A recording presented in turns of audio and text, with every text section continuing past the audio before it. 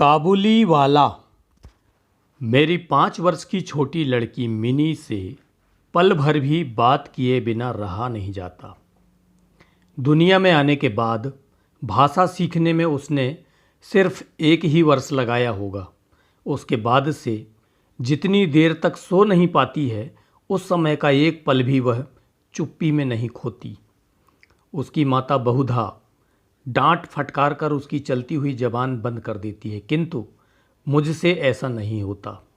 Mini का मौन मुझे ऐसा अस्वाभाविक सा प्रतीत होता है कि मुझसे वह अधिक देर तक सहा नहीं जाता, और यही कारण है कि मेरे साथ उसके भावों का आदान प्रदान कुछ अधिक उत्साह के साथ होता रहता है। सवेरे मैंने उपन्यास के 17वें अध्याय में हाथ लगाया ही था कि इतने में मिनी ने आकर कहना आरंभ कर दिया, बाबूजी, रामदयाल दरबान कल काक को कौआ कहता था, वह कुछ जानता ही नहीं ना? सही ना बाबूजी? विश्व की भाषाओं की विभिन्नता के विषय में मेरे कुछ बताने से पहले ही उसने दूसरा प्रसंग छेड़ दिया। बाबूजी, भोला कहता था आकाश मुंह से पानी फेंकता है, इसी से वर्षा होती है। अच्छा बाबूजी, भोला झूठ मूठ कहता है ना? खाली बकबक किया करता है, दिन रात बकता रहता है। इस विषय में मेरी राय की तनिक भी राह ना देख करके चट से धीमे स्वर में एक जटिल प्रश्न कर बैठी, बाबूजी, माँ तुम्हारी कौन लगती है? मन ही मन मैंने कहा साली, और फिर बोला, मिनी तू जा भोला के साथ खेल, मुझे अभी काम है। अच्छा। तब उसने मेरी मेज के पार्श्व में पैरों के पास बैठकर अपने दोनों घुटनों और हाथों को हिला हिलाकर बड़ी शीघ्रता से मुंह चलाकर अटकन बटकन दही चटाके कहना आरंभ कर दिया। जबकि मेरे उपन्यास के अध्याय में प्रताप सिंह उस समय कंचनमाला को लेकर रात्रि के प्रगाढ़ अंधकार में बंदी गृह के ऊंचे झरोखे से नीचे कल कल करती हुई सरिता में कूद रहे थे। मेरा घर सड़क के किनारे पर था। सहसा मिनी अपने अटकन बटकन को छोड़कर कमरे की खिड़की के पास दौड़ गई और जोर जोर से चिल्लाने लगी, काबुल वाला, ओ काबुल वाला। मैले कुचैले ढीले कपड़े पहने, सिर पर कुल्ला रखे, उस पर साफा बांधे, कंधे पर सूखे फलों की मैली झोली लटकाए, हाथ में चमन के अंगूरों की कुछ पिटारियां लिए एक लंबा तगड़ा सा काबुली मंद चाल से सड़क पर जा रहा था। उसे देखकर मेरी छोटी बेटी के हृदय में कैसे भाव उदय हुए यह बताना असंभव है। उसने ज़ोरों से पुकारना शुरू किया। मैंने सोचा अभी झोली कंधे पर डाले सर पर एक मुसीबत आ खड़ी होगी और मेरा 17वां अध्याय आज अधूरा ही रह जाएगा। किंतु मिनी के चिल्लाने पर ज्यों ही काबुली ने हंसते हुए उसकी ओर मुंह फेरा और घर की ओर बढ़ने लगा, त्यों ही मिनी भय खाकर भीतर भाग गई। फिर उसका पता ही नहीं लगा कि कहाँ छिप गई। उसके छोटे से मन में यह अंधविश्वास बैठ गया था कि उस मैली कुचैली झोली के अंदर ढूंढने पर उस जैसी और भी जीती जागती बच्ची निकल सकती है। इधर काबुली ने आकर मुस्कराते हुए मुझे हाथ उठाकर अभिवादन किया और खड़ा हो गया। मैंने सोचा वास्तव में प्रताप सिंह और कंचनमाला की दशा अत्यंत संकटापन्न है, फिर भी घर में बुलाकर इससे कुछ ना खरीदना अच्छा ना होगा। कुछ सौदा खरीदा गया। उसके बाद मैं उससे इधर उधर की बातें करने लगा। रहमत, रूस, अंग्रेज, सीमांत रक्षा के बारे में गपशप होने लगी। अंत में उठकर जाते हुए उसने अपनी मिलीजुली भाषा में पूछा, बाबूजी, आपकी बच्ची कहाँ गई? मैंने मिनी के मन से व्यर्थ का भय दूर करने के अभिप्राय से उसे भीतर से बुलवा लिया। वह मुझसे बिल्कुल लगकर काबुली के मुख और झोली की ओर संदेहात्मक दृष्टि डालती हुई खड़ी रही। काबुली ने झोली में से किशमिश और खुबानी निकालकर देनी चाहिए, पर उसने ना ली और दुगने संदेह के साथ मेरे घुटनों से लिपट गई। उसका पहला परिचय इस प्रकार हुआ। इस घटना के कुछ दिन बाद एक दिन सवेरे मैं किसी आवश्यक कार्यवश बाहर जा रहा था। देखूं तो मेरी बिटिया दरवाजे के पास बेंच पर बैठी हुई काबुली से हंस हंस कर बातें कर रही है और काबुली उसके पैरों के समीप बैठा बैठा मुस्कराता हुआ उन्हें ध्यान से सुन रहा है और बीच बीच में अपनी राय मिलीजुली भाषा में व्यक्त करता जाता है। मिनी को अपने 5 वर्ष के जीवन में बाबूजी के सिवा ऐसा धैर्य वाला श्रोता शायद ही कभी मिला हो। देखा तो उसका फ्राक का अग्रभाग बादाम किशमिश से भरा हुआ है। मैंने काबुली से कहा, इसे यह सब क्यों दे दिया, अब कभी मत देना, कहकर कुर्ते की जेब में से एक अठन्नी निकालकर उसे दी। उसने बिना किसी हिचक के अठन्नी लेकर अपनी झोली में रख ली। कुछ देर बाद घर लौटकर देखता हूं तो उस अठन्नी ने बड़ा भारी उपद्रव खड़ा कर दिया है। मिनी की माँ एक सफ़ेद चमकीला गोलाकार पदार्थ हाथ में लिए डांट डपट कर मिनी से पूछ रही थी, तूने यह अठन्नी पाई कहाँ से, बता। मिनी ने कहा, काबुल वाले ने दी है। काबुल वाले से तूने अठन्नी ली कैसे, बता। मिनी ने रोने का उपक्रम करते हुए कहा, मैंने मांगी नहीं थी, उसने आप ही दी है। मैंने जाकर मिनी की उस अकस्मात मुसीबत से रक्षा की और उसे बाहर ले आया। मालूम हुआ कि काबुली के साथ मिनी की यह दूसरी ही भेंट थी। सो बात नहीं, इस दौरान मैं वह रोज आता रहा है और पिस्ता बादाम की रिश्वत दे देकर मिनी के छोटे से हृदय पर बहुत अधिकार कर लिया है। देखा कि इस नई मित्रता में बंधी हुई बातें और हंसी ही प्रचलित है। जैसे मेरी बिटिया रहमत को देखते ही हंसती हुई पूछती, काबुल वाला, ओ काबुल वाला, तुम्हारी झोली के भीतर क्या है।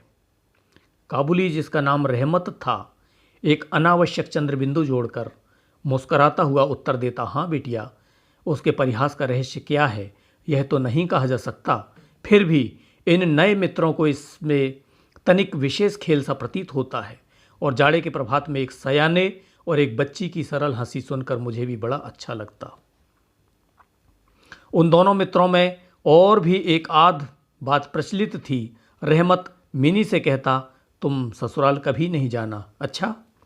हमारे देश की लड़कियां जन्म से ही ससुराल शब्द से परिचित रहती हैं, किंतु हम लोग तनिक कुछ नई रोशनी के होने के कारण तनिक सी बच्ची को ससुराल के विषय में विशेष ज्ञानी नहीं बना सके थे। अतः रहमत का अनुरोध वह स्पष्ट रूप से नहीं समझ पाती थी। इस पर भी किसी बात का उत्तर दिए बिना चुप रहना उसके स्वभाव के बिल्कुल ही विरुद्ध था। उल्टे वह रहमत से ही पूछती, तुम ससुराल जाओगे। रहमत काल्पनिक ससुर के लिए अपना जबरदस्त घूंसा तान कर कहता, हम ससुर को मारेगा। सुनकर मिनी ससुर नामक किसी अनजाने जीव की दुरावस्था की कल्पना करके खूब हंसती। देखते देखते जाड़े की सुहावनी ऋतु आ गई। पूर्व युग में इसी समय राजा लोग दिग्विजय के लिए कूच करते थे। मैं कलकत्ता छोड़कर कभी नहीं गया, कहीं नहीं गया। शायद इसीलिए मेरा मन ब्रह्मांड में घूमा करता है। यानी मैं अपने घर में ही चिर प्रवासी हूँ। बाहरी ब्रह्मांड के लिए मेरा मन सर्वदा आतुर रहता है। किसी विदेश का नाम आगे आते ही मेरा मन वहीं की उड़ान लगाने लगता है। इसी प्रकार किसी विदेशी को देखते ही तत्काल मेरा मन सरिता पर्वत बीहड़ वन के बीच में एक कुटीर का दृश्य देखने लगता है और एक उल्लासपूर्ण स्वतंत्र जीवन यात्रा की बात कल्पना में जाग उठती है। इधर देखो तो मैं ऐसी प्रकृति का प्राणी हूँ जिसका अपना घर छोड़कर बाहर निकलने में सिर कटता है। यही कारण है कि सवेरे के समय अपने छोटे से कमरे में मेज के सामने बैठकर उस काबुली से गपशप लड़ाकर बहुत कुछ भ्रमण का काम निकाल लिया करता हूँ। मेरे सामने काबुल का पूरा चित्र खिंच जाता। दोनों ओर ऊबड़ खाबड़ लाल लाल ऊंचे दुर्गम पर्वत हैं और रेगिस्तानी मार्ग, उन पर लदे हुए ऊँटों की कतार जा रही है। ऊंचे ऊंचे साफे बांधे हुए सौदागर और यात्री कुछ ऊँट की सवारी पर हैं तो कुछ पैदल ही जा रहे हैं। किन्हीं के हाथों में बर्छा है तो कोई बाबा आदम के ज़माने की पुरानी बंदूक थामे हुए है। बादलों की भयानक गर्जन के स्वर में काबुली लोग अपनी मिलीजुली भाषा में अपने देश की बातें कर रहे हैं। मिनी की माँ बड़ी वहमी तबीयत की है। राह में किसी प्रकार का शोरगुल हुआ नहीं कि उसने समझ लिया कि संसार भर के सारे मस्त शराबी हमारे ही घर की ओर दौड़े आ रहे हैं। उसके विचारों में यह दुनिया इस छोर से उस छोर तक चोर डकैत मस्त शराबी सांप बाघ रोगों मलेरिया तिलचट्टे और अंग्रेज़ों से भरी पड़ी है। इतने दिन हुए इस दुनिया में रहते हुए भी उसके मन का यह रोग दूर नहीं हुआ। रहमत काबुली की ओर से भी वह पूरी तरह निश्चिंत नहीं थी। उस पर विशेष नज़र रखने के लिए मुझसे बार बार अनुरोध करती रहती। जब मैं उसके शक को परिहास के आवरण से ढकना चाहता तो मुझसे एक साथ कई प्रश्न पूछ बैठती। क्या कभी किसी का लड़का नहीं चुराया गया? क्या काबुल में गुलाम नहीं बिकते? क्या एक लंबे तगड़े काबुली के लिए एक छोटे बच्चे का उठा ले जाना असंभव है? इत्यादि। मुझे मानना पड़ता कि यह बात नितांत असंभव हो सो बात नहीं, पर भरोसे के काबिल नहीं। भरोसा करने की शक्ति सब में समान नहीं होती, अतः मिनी की माँ के मन में भय ही रह गया। लेकिन केवल इसीलिए बिना किसी दोष के रहमत को अपने घर में आने देने से मना ना कर सका। हर वर्ष रहमत माघ मास में लगभग अपने देश लौट जाता है। इस समय वह अपने व्यापारियों से रुपया पैसा वसूल करने में तल्लीन रहता है। उसे घर घर दुकान दुकान घूमना पड़ता है, लेकिन फिर भी मिनी से उसकी भेंट एक बार अवश्य हो जाती है। देखने में तो ऐसा प्रतीत होता है कि दोनों के मध्य किसी षड्यंत्र का श्री गणेश हो रहा हो। जिस दिन वह सवेरे नहीं आ पाता, उस दिन देखूं तो वह संध्या को हाजिर है। अंधेरे में घर के कोने में उस ढीले ढाले जामा पाजामा पहने झोली वाले लंबे तगड़े आदमी को देखकर सचमुच ही मन में अचानक भय सा पैदा हो जाता है। लेकिन जब देखता हूं कि मिनी ओ काबुल वाला पुकारती हुई हंसी दौड़ती चली आती है और दो भिन्न भिन्न आयु के असम मित्रों में वही पुराना हास परिहास चलने लगता है, तब मेरा सारा हृदय खुशी से नाच उठता है। एक दिन सवेरे में अपने छोटे कमरे में बैठा हुआ नई पुस्तक के प्रूफ देख रहा था। जाड़ा विदा होने से पूर्व आज 2-3 दिन खूब जोरों से अपना प्रकोप दिखा रहा है। जिधर देखो उधर इस जाड़े की ही चर्चा है। ऐसे जाड़े पाले में खिड़की में से सवेरे की धूप मेज के नीचे मेरे पैरों पर आ पड़ी। उसकी गर्मी मुझे अच्छी प्रतीत होने लगी। लगभग 8 बजे का समय होगा। सिर से मफलर लपेटे उषा चरण सवेरे की सैर करके घर की ओर लौट रहे थे। ठीक इस समय राह में एक बड़े जोर का शोर सुनाई दिया। देखूं तो अपने उस रहमत को 2 सिपाही बांधे लिए जा रहे हैं। उनके पीछे बहुत से तमाशाई बच्चों का झुंड चला आ रहा है। रहमत के ढीले ढाले कुर्ते पर खून के दाग हैं और एक सिपाही के हाथ में खून से लथपथ छुरा। मैंने द्वार से बाहर निकलकर सिपाही को रोक लिया। पूछा, क्या बात है? कुछ सिपाही से और कुछ रहमत से सुना कि हमारे एक पड़ोसी ने रहमत से रामपुरी चादर खरीदी थी। उसके कुछ रुपए उसकी ओर बाकी थे, जिन्हें देने से उसने साफ इनकार कर दिया। बस इसी पर दोनों में बात बढ़ गई और रहमत ने छुरा निकालकर घोंप दिया। रहमत उस झूठे बेईमान आदमी के लिए भिन्न भिन्न प्रकार के अपशब्द सुना रहा था। इतने में काबुल वाला ओ काबुल वाला पुकारती हुई मिनी घर से निकल आई। रहमत का चेहरा क्षण भर में कौतुक हास्य से चमक उठा। उसके कंधे पर आज झोली नहीं थी, अतः झोली के बारे में दोनों मित्रों की अभ्यस्त आलोचना न चल सकी। मिनी ने आते ही साथ उससे पूछा, तुम ससुराल जाओगे? रहमत ने प्रफुल्लित मन से कहा, हाँ, वहीं तो जा रहा हूँ। रहमत ताड़ गया कि उसका यह जवाब मिनी के चेहरे पर हंसी ना ला सकेगा और तब उसने हाथ दिखाकर कहा, ससुर को मारता, पर क्या करूं, हाथ बंधे हुए हैं। छुरा चलाने के जुर्म में रहमत को कई वर्ष का कारावास मिला। रहमत का ध्यान धीरे धीरे मन से बिल्कुल उतर गया। हम लोग अब अपने घर में बैठकर सदा के अभ्यस्त होने के कारण नित्य के काम धंधों में उलझे दिन बिता रहे थे। तभी एक स्वाधीन पर्वतों पर घूमने वाला इंसान कारागार की प्राचीरों के अंदर कैसे वर्ष पर वर्ष काट रहा होगा, यह बात हमारे मन में कभी उठी ही नहीं। और चंचल मिनी का आचरण तो और भी लज्जाप्रद था। यह बात उसके पिता को भी माननी पड़ेगी। उसने सहज ही अपने पुराने मित्र को भूलकर पहले तो नबी सईस के साथ मित्रता जोड़ी, फिर क्रमशः जैसे जैसे उसकी वयोवृद्धि होने लगी वैसे वैसे सखा के बदले एक के बाद एक उसकी सखियां जुटने लगीं। और तो क्या, अब वह अपने बाबूजी के लिखने के कमरे में भी दिखाई नहीं देती। मेरा तो एक तरह से उसके साथ नाता ही टूट गया है। कितने ही वर्ष बीत गए। वर्षों बाद आज फिर एक शरद ऋतु आई है। मिनी की सगाई की बात पक्की हो गई। पूजा की छुट्टियों में उसका विवाह हो जाएगा। कैलाश वासनी के साथ साथ अब की बार हमारे घर की आनंदमयी मिनी भी माँ बाप के घर में अंधेरा करके ससुराल चली जाएगी। सवेरे दिवाकर बड़ी सजधज के साथ निकले। वर्षों के बाद शरद ऋतु की यह नई धवल धूप सोने में सुहागे का काम दे रही है। कलकत्ता की सकरी गलियों से परस्पर सटे हुए पुराने ईंट झर गंदे घरों के ऊपर भी इस धूप की आभा ने एक प्रकार का अनोखा सौंदर्य बिखेर दिया है। हमारे घर पर दिवाकर के आगमन से पूर्व ही शहनाई बज रही है। मुझे ऐसा प्रतीत हो रहा है कि जैसे यह मेरे हृदय की धड़कनों में से रो रो कर बज रही हो। उसकी करुण भैरवी रागनी मानो मेरी विच्छेद पीड़ा को जाड़े की धूप के साथ सारे ब्रह्मांड में फैला रही है। मेरी मिनी का आज विवाह है। सवेरे से घर बवंडर बना हुआ है। हर समय आने जाने वालों का तांता बंधा हुआ है। आंगन में बांसों का मंडप बनाया जा रहा है। हर एक कमरे और बरामदे में झाड़ फानूस लटकाए जा रहे हैं और उनकी टक टक की आवाज़ मेरे कमरे में आ रही है। चलो रे, जल्दी करो, इधर आओ तो कोई गिनती ही नहीं है। मैं अपने लिखने पढ़ने के कमरे में बैठा हुआ हिसाब लिख रहा था। इतने में रहमत आया और अभिवादन करके खड़ा हो गया। पहले तो मैं उसे पहचान न सका। उसके पास न तो झोली थी और न पहले जैसे लंबे लंबे बाल और न चेहरे पर पहले जैसी दिव्य ज्योति ही थी। अंत में उसकी मुस्कान देखकर पहचान सका कि वह रहमत है। मैंने पूछा, क्यों रहमत, कब आए? उसने कहा, कल शाम को जेल से छूटा हूँ। सुनते ही उसके शब्द मेरे कानों में खट से बज उठे। किसी खूनी को मैंने कभी आंखों से नहीं देखा था। उसे देखकर मेरा सारा मन एकाएक सिकुड़ सा गया। मेरी यही इच्छा होने लगी कि आज के इस शुभ दिन में यह इंसान यहाँ से टल जाए तो अच्छा हो। मैंने उससे कहा, आज हमारे घर में कुछ आवश्यक काम है, सो आज मैं उसमें लगा हुआ हूँ। आज तुम जाओ, फिर आना। मेरी बात सुनकर वह उसी क्षण जाने को तैयार हो गया, पर द्वार के पास आकर कुछ इधर उधर देखकर बोला, क्या बच्ची को तनिक नहीं देख सकता? शायद उसे यही विश्वास था कि मिनी अब तक वैसी ही बच्ची बनी है। उसने सोचा हो कि मिनी अब भी पहले की तरह काबुल वाला पुकारती हुई दौड़ी चली आएगी। उन दोनों के पहले हास परिहास में किसी प्रकार की रुकावट ना होगी।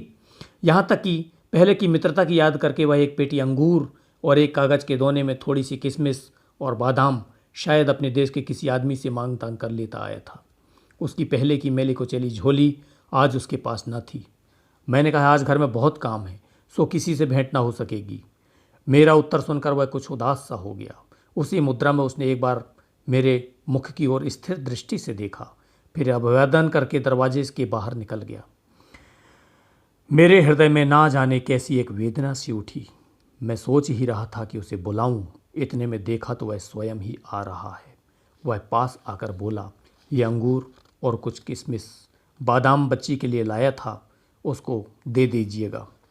मैंने उसके हाथ से सामान लेकर पैसे देने चाहे, लेकिन उसने मेरे हाथ को थामते हुए कहा, आपकी बहुत मेहरबानी है बाबू साहब, हमेशा याद रहेगी, पैसा रहने दीजिए। तनिक रुक कर फिर बोला, बाबू साहब, आपकी जैसी मेरी भी देश में एक बच्ची है। मैं उसकी याद कर कर आपकी बच्ची के लिए थोड़ी सी मेवा हाथ में ले आया करता हूँ। मैं यह सौदा बेचने नहीं आता। कहते हुए उसने ढीले ढाले कुर्ते के अंदर हाथ डालकर छाती के पास से एक मैला कुचैला मुड़ा हुआ कागज़ का टुकड़ा निकाला और बड़े जतन से उसकी चारों तह खोलकर दोनों हाथों से उसे फैलाकर मेरी मेज पर रख दिया। देखा कि कागज़ के उस टुकड़े पर एक नन्हे से हाथ के छोटे से पंजे की छाप है। फोटो नहीं, तेल चित्र नहीं, हाथ में थोड़ी सी कालिख लगाकर कागज़ के ऊपर उसी का निशान ले लिया गया है। अपनी बेटी के इस स्मृति पत्र को छाती से लगाकर रहमत हर वर्ष कलकत्ता की गली कूचों में सौदा बेचने के लिए आता है, और तब वह कालिख चित्र मानो उसकी बच्ची के हाथ का कोमल स्पर्श उसके बिछड़े हुए विशाल वक्ष स्थल में अमृत उड़ेलता रहता है। देखकर मेरी आंखें भर आईं और फिर मैं इस बात को बिल्कुल ही भूल गया कि वह एक मामूली काबुली मेवा वाला है, मैं एक उच्च वंश का रईस हूँ। तब मुझे ऐसा लगने लगा कि जो वह है वही मैं हूँ, वह भी एक बाप है और मैं भी। उसकी पर्वतवासिनी छोटी बच्ची की निशानी मेरी ही मिनी की याद दिलाती है। मैंने तत्काल ही मिनी को बाहर बुलवाया। हालांकि इस पर अंदर घर में आपत्ति की गई, पर मैंने उस पर कुछ भी ध्यान नहीं दिया। विवाह के वस्त्रों और अलंकारों में लिपटी हुई बेचारी मिनी मारे लज्जा के सिकड़ी हुई सी मेरे पास आकर खड़ी हो गई। उस अवस्था में देखकर रहमत काबुल पहले तो सकपका गया, उससे पहले जैसी बातचीत ना करते बना। बाद में हंसते हुए बोला, लल्ली सास के घर जा रही है क्या? मिनी अब सास का अर्थ समझने लगी थी, अतः अब उससे पहले की तरह उत्तर देते ना बना। रहमत की बात सुनकर मारे लज्जा के उसके कपोल लाल सुर्ख हो उठे। उसने मुंह को फेर लिया। मुझे उस दिन की याद आई जबकि रहमत के साथ मिनी का प्रथम परिचय हुआ था। मन में एक पीड़ा की लहर दौड़ गई। मिनी के चले जाने के बाद एक गहरी सांस लेकर रहमत फर्श पर बैठ गया। शायद उसकी समझ में यह बात एकाएक साफ हो गई कि उसकी बेटी भी इतने दिनों में बड़ी हो गई होगी और उसके साथ भी उसे अब फिर से नई जान पहचान करनी पड़ेगी। संभवतः वह उसे पहली जैसी नहीं पाएगा। इन 8 वर्षों में उसका क्या हुआ होगा कौन जाने। सवेरे के समय शरद की स्निग्ध सूर्य किरणों में शहनाई बजने लगी और रहमत कलकत्ता की एक गली के भीतर बैठा हुआ अफ़गानिस्तान के मेरू पर्वत का दृश्य देखने लगा। मैंने एक नोट निकालकर उसके हाथ में दिया और कहा, रहमत, तुम देश चले जाओ अपनी लड़की के पास। तुम दोनों के मिलन सुख से मेरी मिनी सुख पाएगी। रहमत को रुपये देने के बाद विवाह के हिसाब में से मुझे उत्सव समारोह के 2-1 अंग काट छाँट कर देने पड़े। जैसी मन में थी वैसी रोशनी नहीं करा सका। अंग्रेजी बाजा भी नहीं आया। घर में औरतें बड़ी बिगड़ने लगीं। सब कुछ हुआ, फिर भी मेरा विचार है कि आज एक अपूर्व ज्योत्सना से हमारा शुभ समारोह उज्जवल हो उठा। यह कहानी काबुलीवाला रविंद्रनाथ टैगोर जी द्वारा रचित। शुक्रिया, धन्यवाद।